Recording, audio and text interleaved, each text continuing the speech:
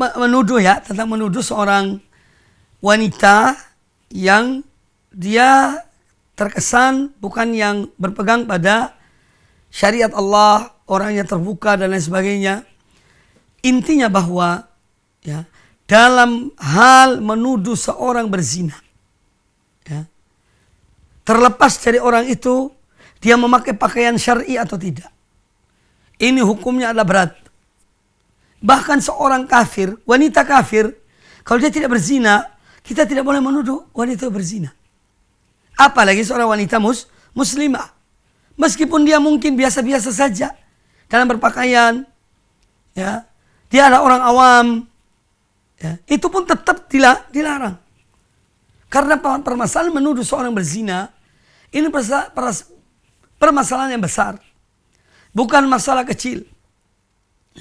Menuduh seseorang berzina ini bukan permasalahan yang kecil. Ya. Oleh karena itu, hadis yang saya bacakan tadi tentang di antara dosa-dosa besar, menuduh seorang wanita mukminah yang dia senantiasa menjaga kehormatan dirinya, ya, menuduh dia berzina, ini hukumnya dosa besar. Ini bukan berarti bahwa wanita yang di bawah yang disebutkan dalam hadis tersebut boleh kita menuduh seenaknya, tidak. Tetap hukumnya haram, ya, tetap hukumnya haram. Karena menuduh seorang berzina ini adalah hal-hal yang berkaitan dengan kehormatan seorang muslim. Kehormatan seorang muslim sesuatu yang harus dijaga, dipelihara. Ya. Tidak boleh seorang menjatuhkan kehormatan seorang muslim dengan tuduhan. Makanya Islam melarang menuduh seorang mencuri tanpa saksi dan bukti. Melarang seorang menuduh seseorang berzina tanpa ada 4 orang saksi. Atau dia melihat dengan mata kepalanya. Ya, jadi ini adalah dalam rangka menjaga kehormatan seorang muslim. Intinya bahwa masalah menuduh seorang berzina, hendaknya kita betul-betul waspada, hati-hati, ya, karena apa? Dosanya besar. Meskipun wanita itu kita anggap wanita atau dianggap wanita yang biasa-biasa saja, ya. Orang-orang yang mungkin pemahaman agamanya rendah, jangan diremehkan mereka itu. Ya. Terkadang justru mereka jauh lebih menjaga kehormatan diri mereka daripada yang lainnya.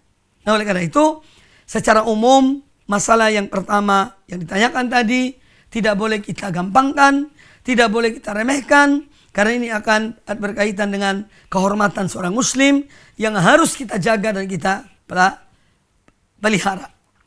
Ya, maka kami nasihati kepada penanya dan yang lainnya semua mendengar apa yang disampaikan pada kesempatan yang baik ini, agar seorang menjaga lisannya dari menuduh seorang berzina. Ya. Karena dosanya besar dan tanggung jawabnya di akhirat juga besar. Ya. Tanggung jawab di akhirat juga besar. Kemudian pertanyaan kedua, bolehkah seorang istri merahasiakan sesuatu pada suaminya? Atau seorang suami merahasiakan sesuatu pada istrinya? Sebetulnya dalam kehidupan kita sehari-hari ini, boleh kita katakan setiap orang mempunyai rahasia. Setiap orang mempunyai rahasia.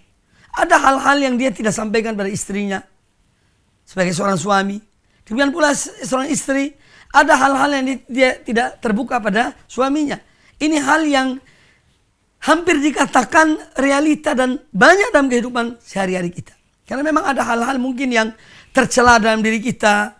Nah, ngapain kita beritahukan pada istri atau pada suami? Kalau ada hal-hal mungkin yang pernah dilakukan oleh seorang, hal itu tercela, hal itu tidak pantas untuk diberitahukan, maka seorang antara dia dengan Allah Subhanahu wa taala. Antara dia dengan Allah Subhanahu wa taala. Dan ini hal yang wajar saja dan ada pada manusia dan itu boleh, ya. Karena seorang yang dia mungkin pernah berbuat suatu perbuatan tercela, dia menutupi dirinya, dia tidak mau ada orang lain tahu. Cukup antara dia dengan Allah Subhanahu wa taala, lalu dia bertobat. Nah, ini hal-hal yang dibolehkan dalam agama. Dan itu ada hampir pada setiap orang ada hal tersebut. Adapun jika yang dimaksud masalah yang dirahasiakan, ya, misalnya perbuatan baik, ya, seorang suami berbuat baik pada seseorang, Kalau dia beritahukan pada istrinya, nanti istrinya mungkin mencegah. Ya. Maka boleh seorang suami merahasiakan hal itu. Ya. Misalnya seorang suami ada jatah dia kepada seseorang yang memang pantas diberi jatah. Karena orangnya susah. Orangnya miskin. Dia mungkin butuh bantuan. Sementara tidak ada yang membantunya. Namun kalau seorang suami memberitahukan pada istrinya, nanti akan dicegah. Sementara dia telah memberikan kecukupan pada istrinya. Maka tidak mengapa. Suami ini memberi kepada orang tersebut. Dan dia tidak perlu mengatakan pada istrinya. Jadi ada hal-hal kebaikan yang terkadang kita lakukan, tidak perlu ada yang tahu. Sebagaimana dalam hadis tentang 7 golongan, yang mereka mendapat naungan Allah di hari kiamat kelak. Ya. Yang mana pada hari itu tiada naungan kecuali naungan Allah. Salah satunya adalah warajulun tasaddaqa bi sadaqatin fa akhfaha hatta la ta'lama shimaluhu ma tunfiqu yaminuhu. Seorang yang dia memberikan sedekah. Ya. Dan dia menyembunyikan sedekah itu. Sehingga tangan kirinya tidak mengetahui apa yang diinfakkan oleh tangan kanannya. Artinya orang terdekat dengan dia pun tidak tahu apa yang dia lakukan, yang dia sedekahkan.